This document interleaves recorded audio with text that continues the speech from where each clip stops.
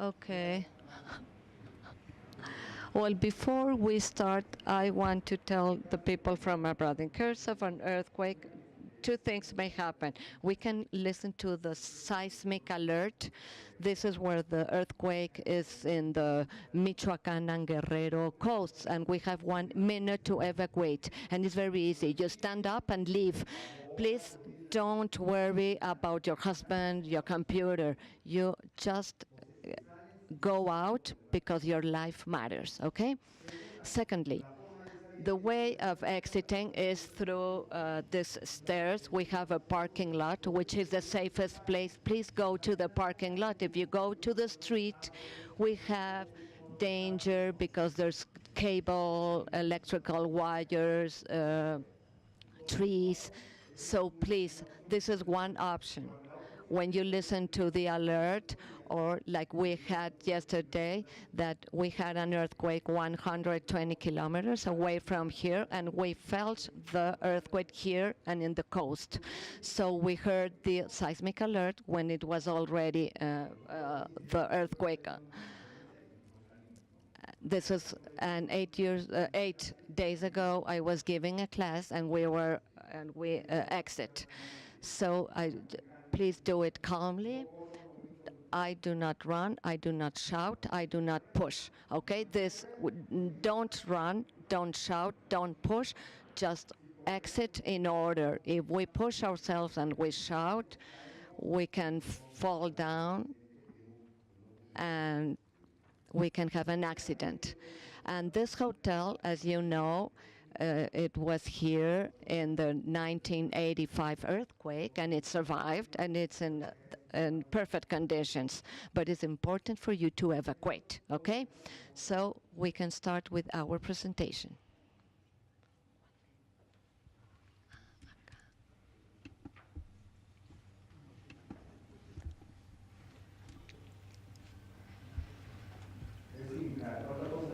And something that is very important to mention, what an engineering is telling you something about the future, but in my resume, I'm also a member of the Club of Magic 8 of magicians.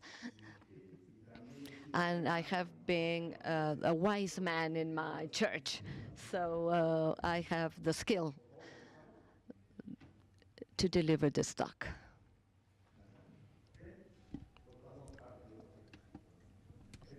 So this is my resume. Well, basically, what I do, I give classes in Soroban with Japan. This is Hugo. I am a wise man. The wise man Hugo. Okay. So this is the evidence, because people don't believe me at times. Well, I just want to show you the ones that haven't experienced an earthquake. This is what happened with people after the earthquake, because we have watched in TV all this strategy, the buildings that fell down, but those are examples of solidarity and mercy of Mexicans. So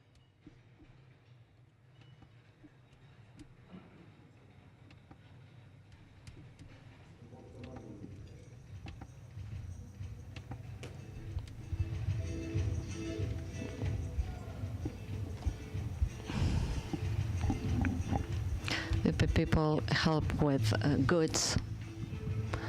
Human chains were organized. They were discharging everything, storing everything. They store in the avenues. In 10 minutes, they gather all the food. This is really impressive. We opened the door and we just set up a table, and in 10 minutes we had all this food gathered. So people started bringing food, and in a couple of minutes everybody had food. Tools were brought. They were performing enthusiastically, men, women, everybody. They're waiting for their turn to help. They were organizing squads or brigades to enter where the rubble was. They were. They have also motorcyclers brigades, and they were carrying all the goods from one place to other places, and they were from one place they brought the food. The social media played a very important role. Also the rescuers, and they say we do not need rescuers anymore, and they were transported to another building that was damaged. They were gathering drugs, food, water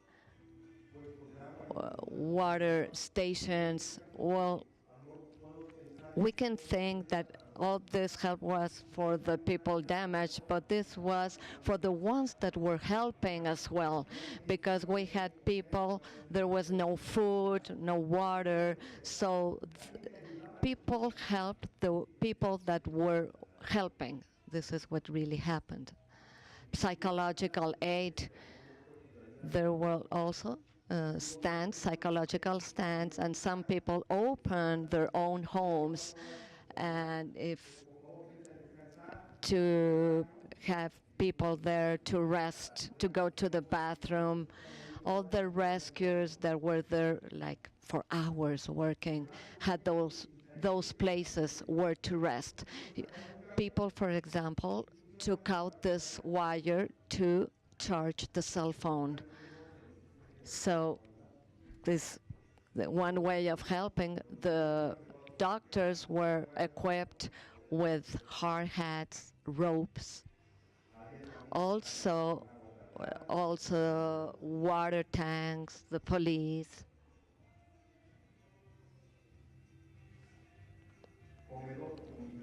It's also like a dining room for dogs, so to speak, because all the dogs or pets were like suffering because play please. Also people, so they took out the rubble, but the city like needed to be like swept. So there was like an army of sweepers. See how many people were there. A volunteer was giving them lamps, flashlights. This is what we saw. This is one day after. This is on the 20th of September. And then after they helped, they were exhausted. They like were resting. Everybody was taking a rest after so many hours of working. Please, a big round of applause to our heroes.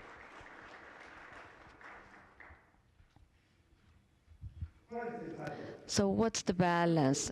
50 buildings fallen, many houses that we do not know who they belong to.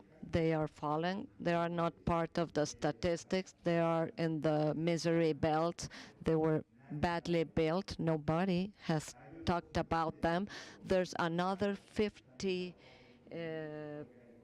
buildings that might fall. Buildings have been falling since the 19th of September. So far, 5 fell down, and there are more in danger of falling. Many people died. We don't know how many people died, really. For a city with 17,000 buildings to have 100 victims, it was not that bad. It was like, and to have 10 million inhabitants and 200 dead people, well, it is not like a huge amount. So it's a heroic act of the people, and this is also very brave from you because you are here in this meeting. Well, first of all, There's a problem in Mexico because they say that we are stealing data. So I based my work on these books. This is endorsed by INEGI, which is our institute, National Institute of Geography, Statistics, and Informatics. And then a week ago, I was giving a talk when the earthquake happened. There was a false alarm before the earthquake, and I based all my talk in this slide. And of course, Wikipedia is here, Wikimedia, and all the links that you see on the slide on which I based my work. So the problem of the global economy is that it's not understood, and we are going to try to explain it as simple as possible because I do not understand it either. So basically, the global economy has two dimensions. The internal dimension, that is, the policies established by central banks to control or regulate the internal economy of each state. This is the first dimension. The second is external dimension, the competition generated by the globalization that affects the internal dimension. What happens outside affects my country. What are the variables that affect inflation, exchange rate, and time? Also, the more time elapses, those variables can change. How are we going to do it? We have two dimensions, which is internal and the global, and three variables that are exchange rate, inflation, and time. The upper part is the global dimension, what happens with global trade. And this is what happens internally in the country, or domestically in the country. So as a way of example, the first year, the year one, we have one exchange rate of 10 pesos in Mexico, well, 10 pesos for a dollar, and a product costs 1,000 pesos. If we have a product that costs 1,000 pesos divided into 10, that means that it has an international price of $100 in year one. And 10 years after, we're going to have four scenarios. The first scenario is we have a governor that said that wants to have the country strong and powerful and sustains the exchange rate. And we still have the same exchange rate for 10 years, but inflation was minimal, 5% per year. That at 10 years, we have 50% of inflation. So the product that cost 1,000 now costs 1,500 pesos, okay? So since the exchange rate is strong, it turns out that at a global level, our product costs $150. So we make ourselves like more expensive. So the second scenario, the government says, I'm going to increase the exchange rate at the same proportion of the inflation rate. So 10 years later, our product still cost $100. Those are the two scenarios. The third scenario, a government says, no, I have to compete in a global way, so I'm going to devaluate my currency, subvaluated, undervaluated, because this does not change overnight, and it put us in 30. So it turns out that our product that cost $100 now costs 50. So we are more competitive at a global level. Okay? And then we can have a fourth scenario in which instead of devaluating, we are revaluating. So it is a super peso, which is very, very strong. And the only thing that we have here is instead the 750, so the product will cost 200. So do you understand this, how the exchange rate has a role in the global economy? So do you have any concern? But then, because from now on, I will give you some statistics. Do you have any concerns? Everything is based on this slide, okay? So, neoliberalism, what happened? It was adopted by the world since 1980, led by the United Kingdom by Margaret Thatcher and the US by Ronald Reagan, proposed by Chicago University by Milton Friedman, and the economic policies that eliminate the price controls and deregulate the capital markets and reduce the trade barriers. Also, it reduced the influence of the state in the economy, especially through privatization and the fiscal austerity. So the neoliberalism is like the state, they voluntarily renounce their obligation of controlling economies. And this is it is they are left in the free market. It is like at home. I've been bothered. Okay, well, he's picking my eye. Okay, well, what's the problem? Defend yourself. You have to learn. This is what happened with the neoliberalism. So what caused this? Well, the sinking of the international financial system between 2007 2008, that later this was called the Great Recession. So it was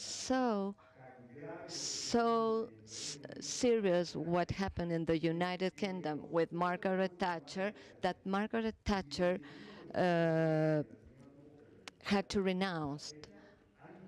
So they have implemented since then policies to move away from the neoliberalism. This is the UK. But the USA is stuck with this. Why? Because they invented this. And they are like stuck with this. We have a table. If we do not understand what I already said, you won't understand this one. So this has every year he writes the exchange rate of each country and puts this in a table. And he shared with us since 1991 up to December 2006. And what he did is he accrues the inflation rate and exchange rate of each country from 1991 so far. You will be able to understand it very well. But what happened? I'm killing myself here. The earthquake won't kill me, but I'm going to be seriously affected if I stay up in the stage. Okay, so what happens here? So this is the global inflation from 71 so far. For example, Brazil has an inflation rate of, I don't know how, millions. Argentina, millions. China, 514, which is at the bottom. And the US, 30%. 30%. So we only have 20 countries. They have a statistic of 50 countries, but he only put 20. The second part is the undervaluation according to the dollar. If we were equal to the U.S., the revaluation would be zero from up or down. So in 2007, we had that Spain was overvaluated 96%, and China undervaluated 52%. And these are all the different countries with their own statistics. 2016, we have Spain overvalued in 27%, 37%, China undervalued in 56%.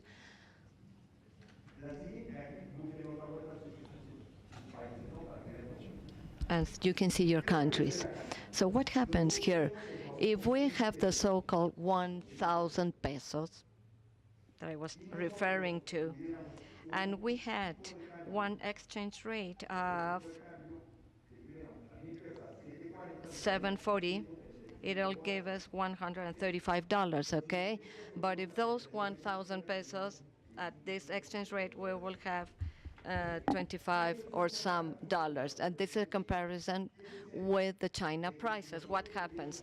If we had in Mexico the undervaluation at 32 pesos, the product will be the same as in China. What was the reality then, 1450? 2.70 times more expensive than China, and then it is 5 to 7 times higher in 2007. Now in 2016, what happens? Again, if we have our peso at 41.48, same as China, so it's 2.19 times, and then it's 12.99. Before the devaluation, we were 3 times more expensive than China. So those are basically the statistics to compare ourselves with the cheapest in the market. At equal prices, same quality, what we going to buy? Well, the cheapest, of course. So the Germans did the same exercise. They started 20 years ago with the ISO standards, and they established them, and now everybody's manufacturing properly. So if you have an ISO certificate saying that it is according to these German standards, and then you have the a different price, you are going to choose the cheapest, and the cheapest will win in an international market. Now, let's start with statistics. China, which is the cheapest. What happens since 1971 up to date? This is their GDP. In 71, they installed the dollar pattern or standard. The dollar standard, the gold standard. And then they said, well, the dollar standard took over. And this is compared to the amount of dollars that they have saved. This is in 1971. In that year, Deng Xiaoping started in his position. The economy was bad, so they devaluated their currency. And as you can see, look how their GDP reached up to 15%, but it doesn't go below 5. So this is a complete hit. Wonderful situation. Now, next chart is Japan. This is the post-war age when we had the famous Japanese miracle with growth rates above 10%. In 1971, they also adopted the dollar standard, and then they devaluated the yen from 300 to 150 yens, and their GDP decreased, and look how it reached. It is completely bad. They just dropped. Now this is Mexico. This is a very interesting chart. In 95, we were during Porfirio Diaz administration during the revolution in 1910. Then 1919, the democracy started, and we had the caudillo era. And they were overthrown constantly. And then in 1959, when we started having different caudillos, and we had Cárdenas in 1939, that's when they started to statize the oil. It became state property. So the economy just jumped upwards. And then we had the age called how was it called? A stabilizing growth. That was the age of this stabilizing growth, more than 5% for the GDP. And this is the populism age when we had López, Portillo, and Echeverría administrations.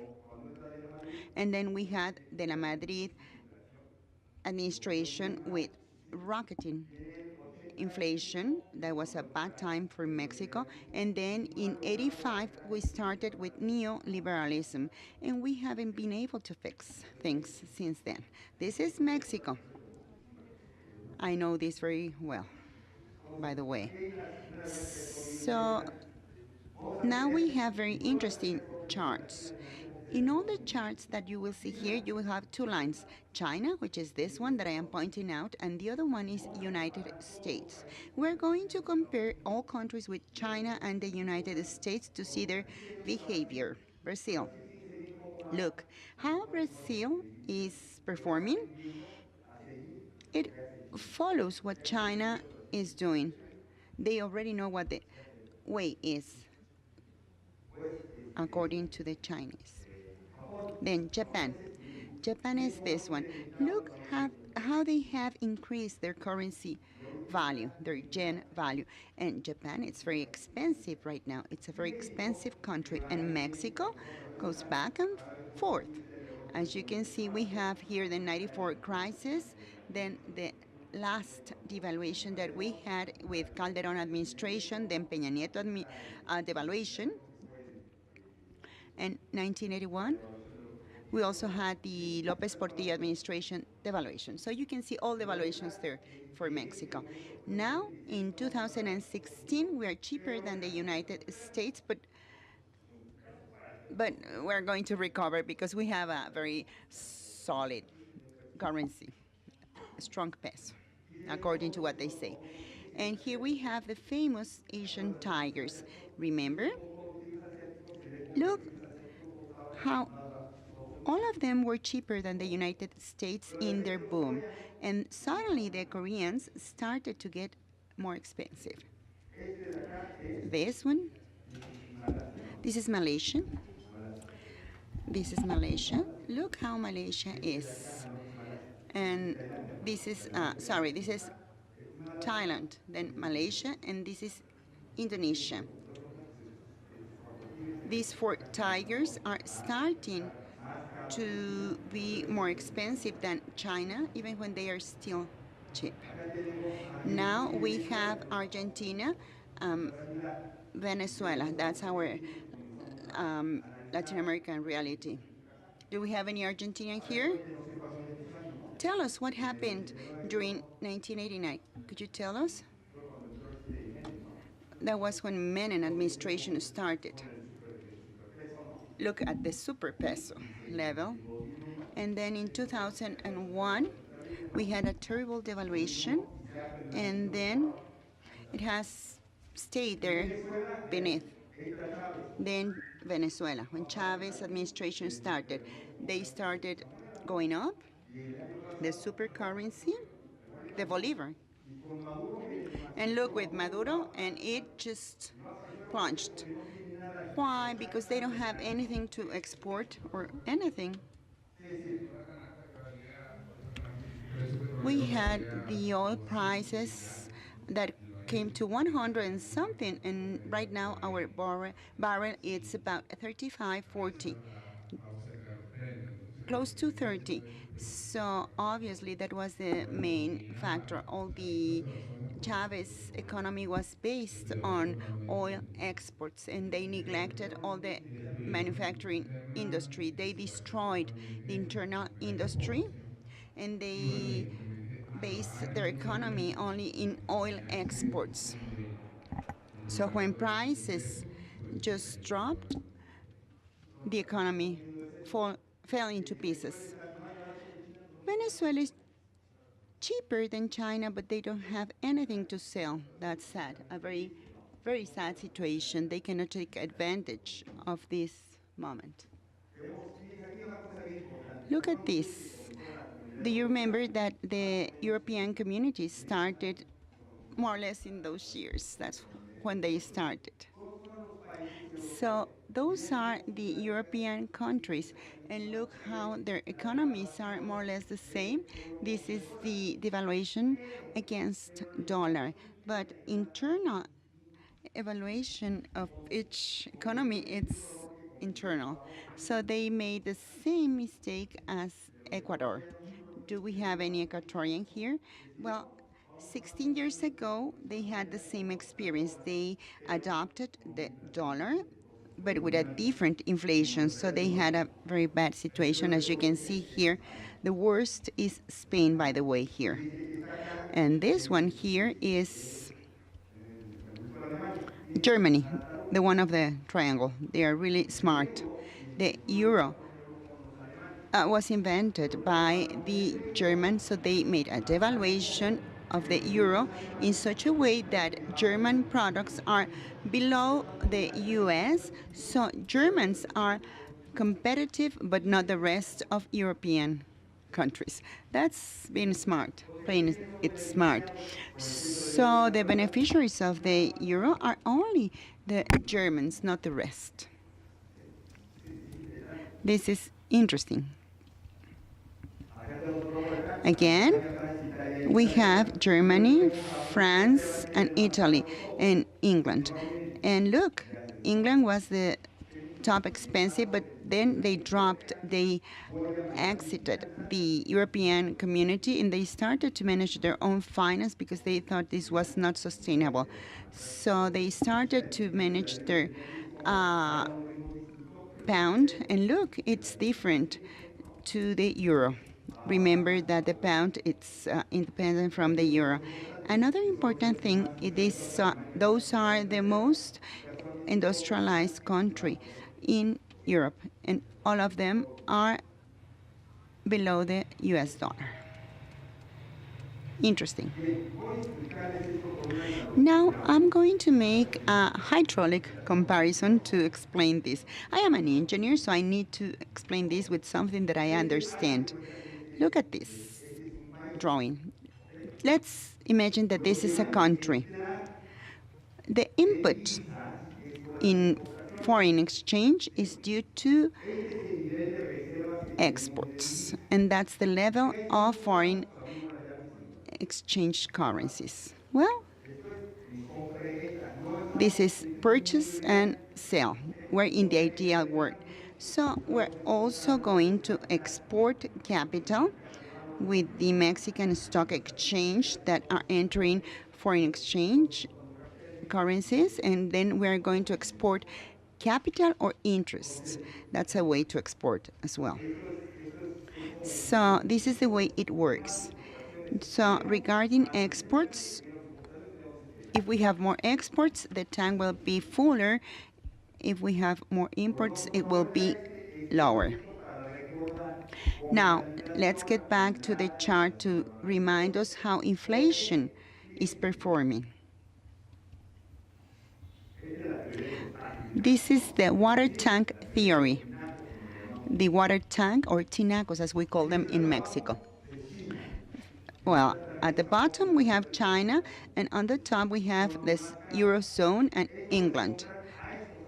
They are the most expensive. They buy to Mexico, Mexico to Argentina, Argentina to Brazil, and everybody buys to India. That's the cheapest. So again, we go from this place to another. But where's the money? In China.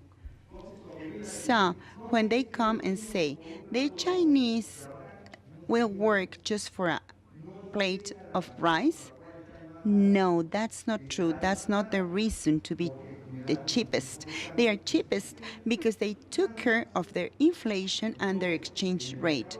That's why. So in a globalized market that we're living right now, when we have a boy like that one, when he wants to buy something, where do you look for your products? Do you go to a store? No, in the web. And do you care where it comes from, or you just look for the cheapest? Tell us, please. It depends on the money you have. So the young kids just click and they go to Amazon. Well, we import things from Amazon to Mexico, and they buy to Chinese. China is not only selling one product, but many through Amazon. This product was 1,000 pesos here and 500 pesos here. So I took the cheapest by means of Amazon. And who I harmed? Well, the Mexican seller. So my money went away because it didn't remain in the country. So we have this global economy, and the trigger is the web, internet. Any question up to here? Do you have any question up to here? So what happens? Everything looks wonderful. You sell a lot, you sell little. How can we assess the performance of countries from a different point of view? Not only commerce, as we have been doing it, is not how much you sell, how much you buy. Let's look for the prosperity index that will assess material conditions and life quality. That's well-being, the balance of the work-life balance, education and skills, social connections, also governance and civic engagement, environmental quality, personal safety, and subjective well-being. On the other hand, material conditions will be wealth, income, job, profits, and housing. How are we going to sustain this well-being a long time? We need to preserve different kinds of capital: natural capital, economic capital, human capital, and social capital. That's the way this prosperity index is assessed. So we have the world, and I'm going to focus on the green. The green is the best and the red is the worst. Look, the best here is Canada and the worst is Venezuela, regretfully. This is for 2016. The rest are in yellow. In Central America, they are doing worse. The US is a little bit better than Mexico, but not that best. The best is Canada. Now, let's look at the Euro, Asian, and African continents. The United Kingdom is in green. That's interesting. Then we have lighter greens or yellows. In the northern region, we have the greenest. They are well positioned. Africa is all in red, with the exception of South Africa, along with Canada. They are part of the Commonwealth. And now let's see Asia. This is China. This is Russia. It is also in orange. Then the Mongolian region, surprising. Then the Asian tigers, Indonesia, Thailand, Vietnam. At the center, we have Laos and Cambodia. They're not doing well. Then India, almost red. In the introduction, as Mauricio said, India and China were our leaders. Look, they are not doing very well. They're selling a lot, but it is not reflected in their well-being or society. Now let's turn to the Pacific area. Look, Japan is kind of green. Then South Korea, as you can see, just as Japan. And then Australia and New Zealand, green. They are also part of the Commonwealth.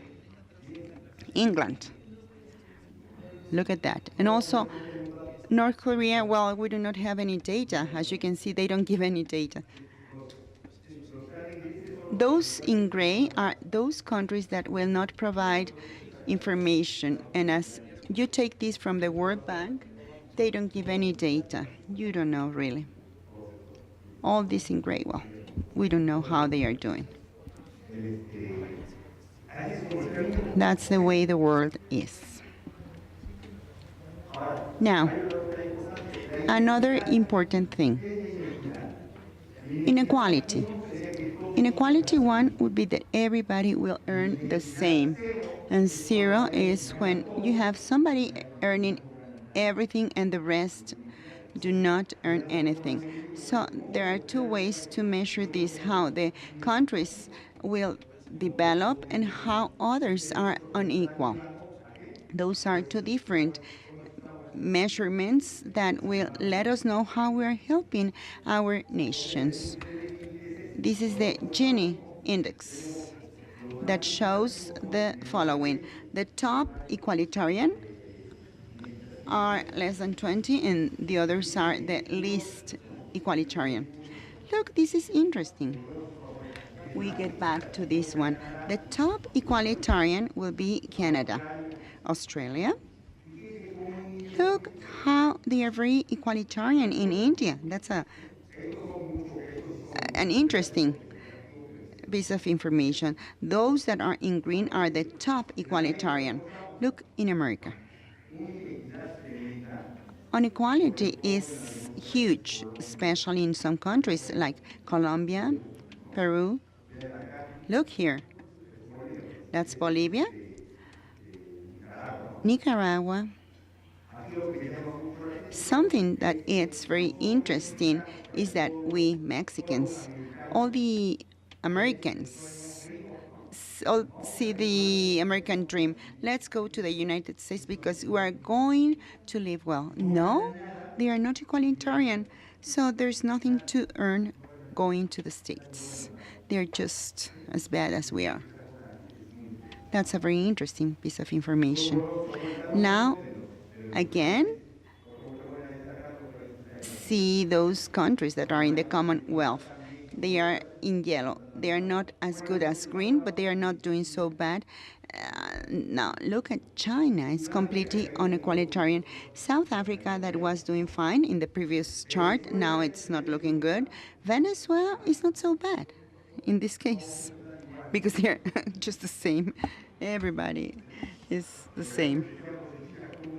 Now, China, that we said that everybody was poor, is not true. So this is also a different way of measuring how our situation is. Very interesting map, right? Now, what has happened? I want to compare this, for example, Mexico, because they say that in Mexico poverty is just the same. I don't think so. We have two different poverty levels.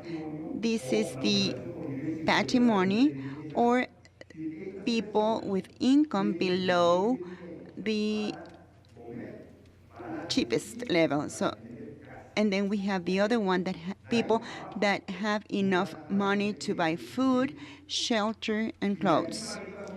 So on the top, you can see all those that can have all these satisfactors. This line shows food poverty. From this line below, they don't eat. Simply, they don't have 3 meals a day. So in statistics, half of the population do not have money to have clothes, to have a shelter, all this section, and 20% of the population do not have food. Well, but statistics are not always truth. It says 52, 53.2, well, more or less the same. And here it has dropped from 21.4 to 21.6. We're doing better. That's what statistics say. Now look at this. In 1992, we were 82 million inhabitants, 43 millions on the poverty line for patrimony, and 17.6 in food poverty. Now we're 19.5. So 63 millions on the poverty line for patrimony and 24 millions without food. So those are the results since 1992 up to date. And this is 20 years of neoliberalism. That what neoliberalism has caused in our country. Poverty has increased in our country and we're doing worse. This cannot continue like this. This will cause a revolution. In the best of the cases, we're going to have an internal revolution like Venezuela. They voted for that, for a person that offered just the panacea. But I think that it's very unlikely that we have violent revolutions, but one like Venezuela are very likely. If we have this kind of inequality and a lot of people not having food, well, this is going to happen.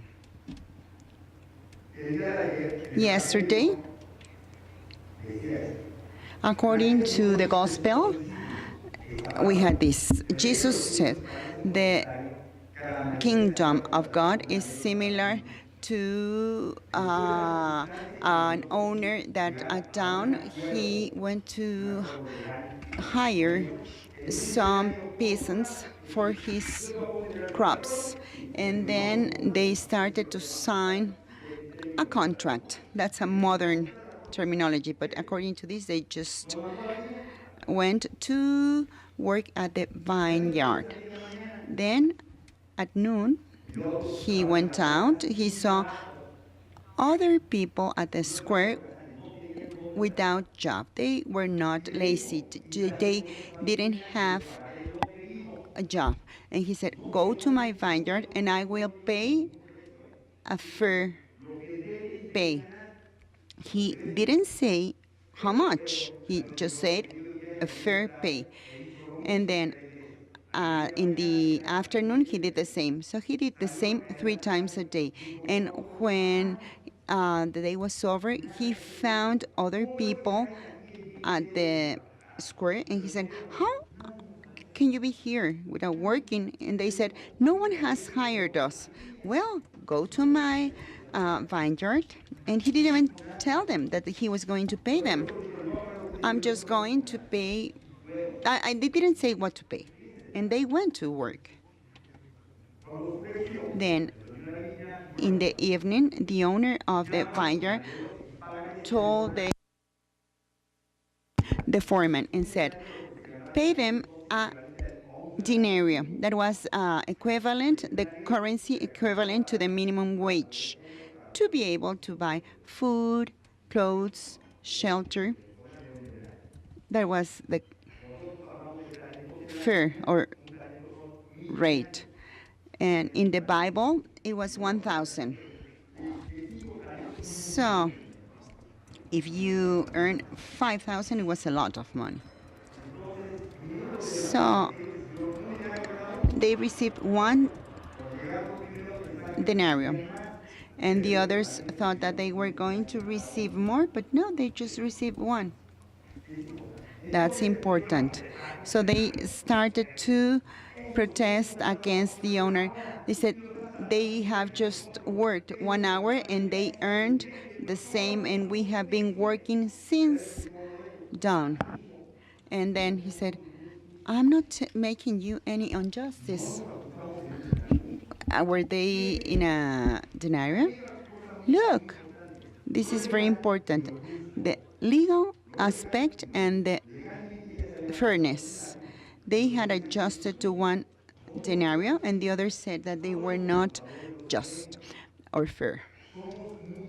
So we're very legal. The accountants are very legal.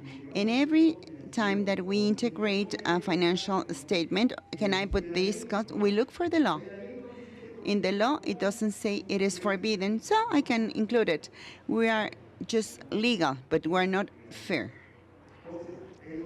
So they said, no, there was not unfairness because we adjusted to 1 denarius. That was the law. So take your money and leave.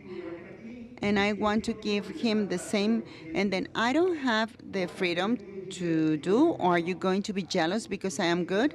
So the last will be the first, and the first will be the last. See how I have been 6 years like referring to the gospel. I have here the page of the gospel of the day before. I always prepare my presentation, and once I finish it, I go to the gospel, and it always matches. I do not do it the opposite. It always match. So we are going through an unfair and legal world. Legally, we're doing things right, but we are unfair, and it's not fair.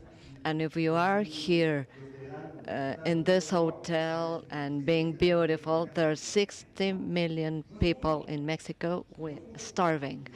And I'm talking about Mexico because I'm not familiar with your countries, but I think it's just about the same thing. So this is not working. We are like too much legal. So let's think about in terms of justice or fairness in order to do this, in order to think and trying to put justice. What's justice? That everybody has the right to live and to live well. Okay, this is justice. This is what fairness is about. So the crystal ball, this I have the evidence here, so you can see it. So what we are here because we were supposed to see other things. So what the crystal ball is telling us, so I can play a magician if you want. Well, the first prediction. This is the end of the Chicago Boys. Who are the Chicago Boys? The University of Chicago implemented the neoliberalism. So in all of our countries, there's one Chicago boy. This person knew and reached positions like Ministry of the Treasury or Director of Central Banks. This is what they did. This is what the Chicago Boys did. So we have had them since 1985 until the last one, which is Agustin Carsten, which is a full weight Chicago boy. So what I'm saying, this is the end. It's very easy because we have Jose Antonio Meade, which is the Ministry of the Treasury, who graduated from Yale University, and also Alejandro Diaz de Leon, who is candidate to occupy the position of the central bank, also graduated from Yale University. What the crystal ball is telling me that this is the end of Chicago Boys. Very easy. Okay? So what's my prediction, my forecast?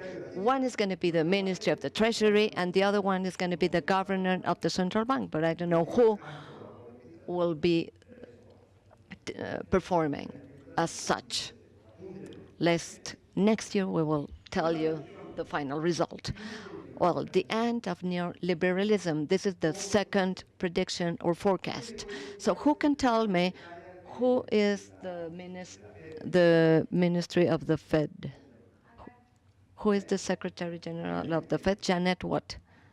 Janet Yellen. Janet Yellen. Guess where she graduated from? In Yale. Oh, this is like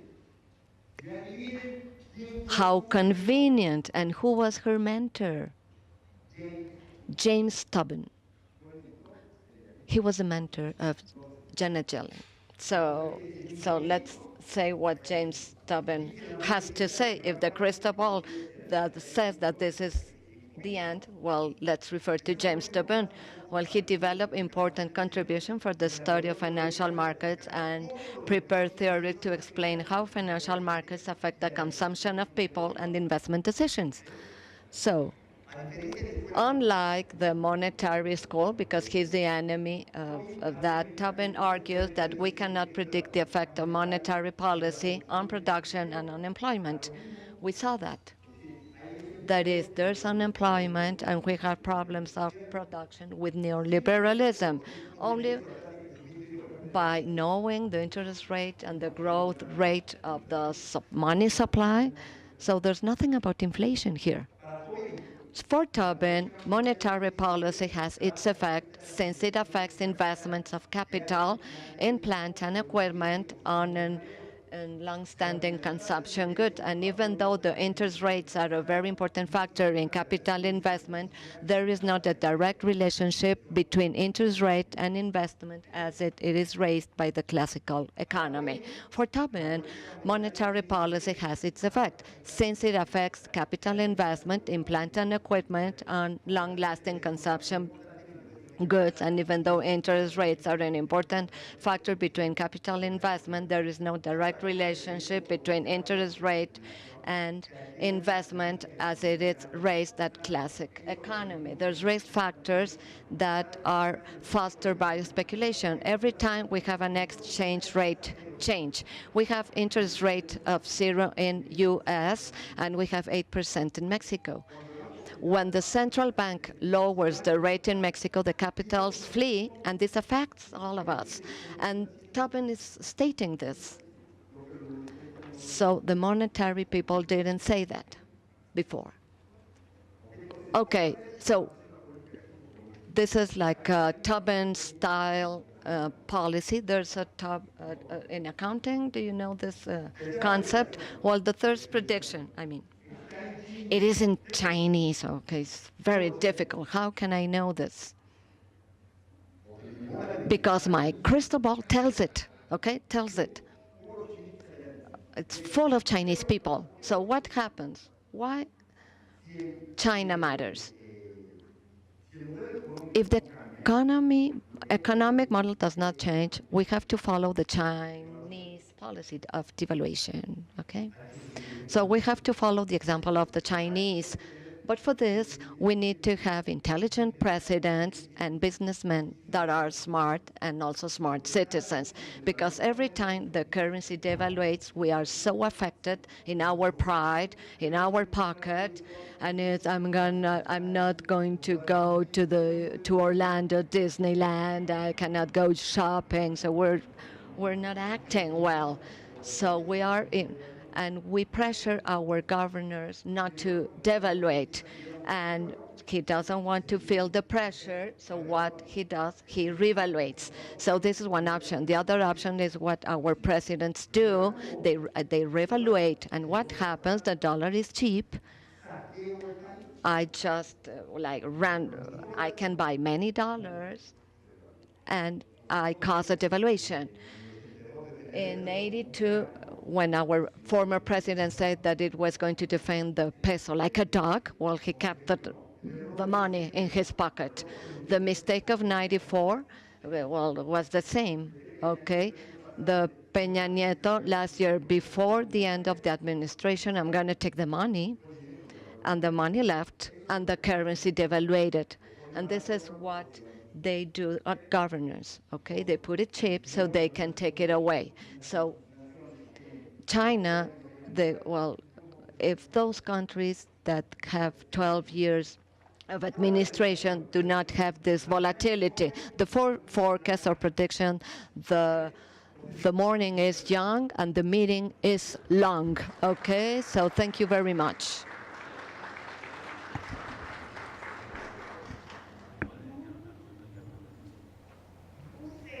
UC&CS America gives this recognition to Mr. Hugo López Araiza for his valuable participation as a speaker in International Standards Special Course. Thank you very much.